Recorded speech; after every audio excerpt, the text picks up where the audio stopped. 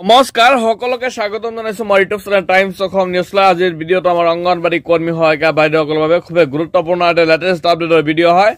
আপোনালোকে জানে মই অংগনবাড়ী ৰিলেটেড ভিডিঅ' আপোনালোকৰ সন্মুখত তুলি ধৰো আৰু আজিও সন্থাই বিশেষ পোষ্ট কৰিছে। মই আপোনালোকক সন্থাৰ সেইখিনি গুৰুত্বপূৰ্ণ পোষ্টখিনি আপোনালোকৰ ওচৰত দেখাব লৈছো। সো আপোনালোকে ভিডিঅ'টো স্কিপ নকৰাকৈ সম্পূৰ্ণৰূপে চাই থাকিব, যিহেতু আজি 13 তাৰিখ। আজিৰ দিনটোৰ সময় লৈছিল ৰাজ্য চৰকাৰে, অৰ্থাৎ অসম চৰকাৰে আজিৰ দিনটোৰ সময় লৈছিল।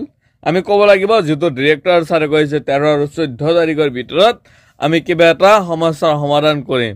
সো এই ক্ষেত্ৰত সন্থাই যেটো ধাৰাবাহিক আন্দোলন অব্যাহত ৰাখিছে, আপোনালোকে সকলোৱে জানে এইখিনি। আৰু বহুতে কমেন্ট কৰিছে মাননী বৃদ্ধি পাবনে নাই সেইখিনি কওক। সো মইতো সিমান দূৰলৈকে নাজানো যে আপোনালোকৰ মাননী বৃদ্ধি কৰিব নে নাই।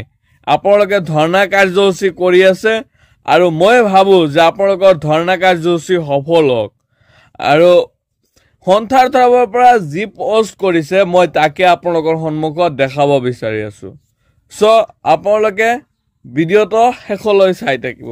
সংগ্ৰামী বান্ধৱীসকল অভিনন্দন গ্ৰহণ কৰিব। অহাকালি আমাৰ অসহযোগ আন্দোলনৰ কাৰ্যসূচীক সমৰ্থন জনাই, অৰ্থাৎ আজিৰ দিনটোতেই সৰ্বভাৰতীয় ফেডাৰেশ্যনৰ সভানেত্ৰী উঘাজী অসমত 10 বজাত আহি পাবহি। মই আপোনালোকক এইখিনি কৈছো, ইতিমধ্যে আহি পাইছেহি প্ৰায়, যেহেতু 10 বজাত আহি পোৱাৰ কথা আছিল।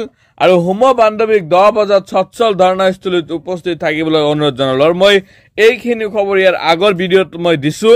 আশা কৰিছো আপোনালোকৰ উপস্থিতিয়ে আমাৰ অসহযোগ আন্দোলনত শক্তিৰ প্ৰদানৰ ক্ষেত্ৰত সহযোগিতা আগবঢ়াব। ধন্যবাদ সম্পাদিকা ইন্দ্ৰা নাৱৰ।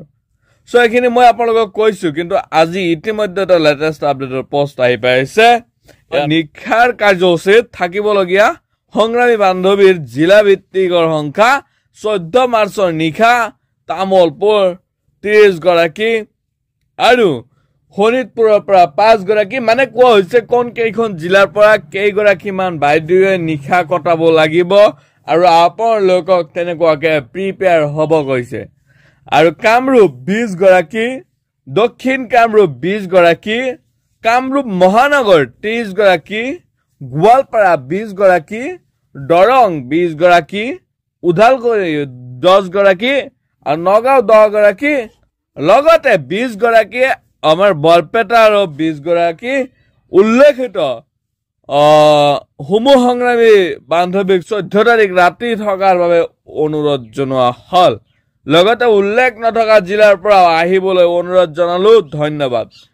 সো উল্লেখ নথকা জিলাৰ কথা মানে কৈছে যে যি জিলাই নাম আপোনালোকৰ বাবে উল্লেখ কৰা নাই সেইসমূহ জিলা বহুত গুৱাহাটীৰ পৰা, আমি যদি চিন্তা কৰো গুৱাহাটীৰ পৰা দূৰত, আপোনালোকে তিনিচুকীয়া ধৰক, যোৰহাট, গোলাঘাট বা আমাৰ অসমৰ কোকৰাঝাৰ আছে, আমাৰ এনেকুৱা যি কেইখন জিলা ওচৰত। আৰু আপোনালোকে যদি চাই গুৱাহাটী এটা কামৰূপ, দক্ষিণ কামৰূপ, কামৰূপ 20 গৰাকী, আকৌ কামৰূপ মহানগৰ 20 গৰাকী, নিশ্চয় আপোনালোকে এই গাঁথনিটো গমেই পাইছে। সো আপোনালোকে ভিডিঅ'টো যিমান পাৰে সিমান বেছি শ্বেয়াৰ কৰি দিব, কিয়নো যাতে অন্য আপোনালোকৰ বান্ধৱীসকলে এই ধৰ্ণা কাৰ্যসূচীৰ বিষয়ে অৱগত হ'ব পাৰে।